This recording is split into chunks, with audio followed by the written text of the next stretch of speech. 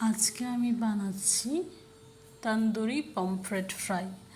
এটা একটা খুবই ইজি রেসিপি। তো পমফ্রেট মাছ তো সব বাজারেই পাওয়া যায়, খুব ইজি। তো প্রথমে মাছটি একটু স্কিনটা চিরে রাখতে হবে, তার উপর তাতে একটু লেবুর রস ছড়িয়ে দিতে হবে, যাতে মাছের একটা আঁশটে গন্ধ থাকে, সেই গন্ধটা যাতে চলে যায়। তো এরপর দেখতে পাচ্ছেন আমি আদা, রসুন,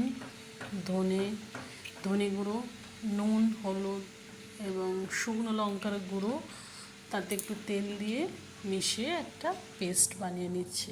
এবং এই পেস্টটি আমি মাছেতে লাগাবো এবং মাছেতে সেটাই আধ ঘন্টার মতো ম্যারিনেট করে রাখতে হবে। এবং আবার বলছি, এটা খুবই একটা ইজি রেসিপি।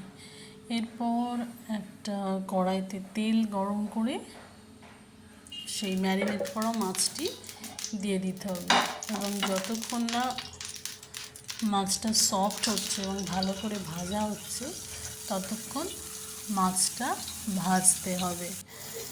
এবার আস্তে আস্তে দেখতে পাচ্ছেন যে আমি যে মাছটি ভেজেছি কত সুন্দর হয়েছে।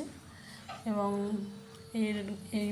এরকমভাবে বানিয়ে গরম গরম পরিবেশন করুন, ভালো লাগবে।